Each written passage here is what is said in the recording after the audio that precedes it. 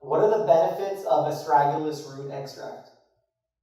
Astragalus, like all of my nutrients in my resilient formula, is a natural herb. I use the extract form to make sure I'm getting the most potent.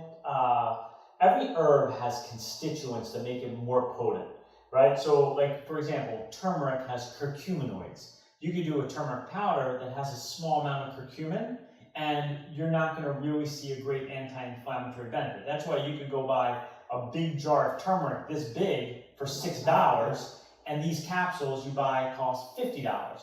It's because if you take all that turmeric and extract it to get all those curcuminoids, now you're going to have a much more supercharged benefit from why you're taking it in the first place, or what you're taking in the first place. So astragalus is the same thing. I use an extract in my resilient formula to make sure I'm getting the most potent form to allow the herb to do what it's supposed to do.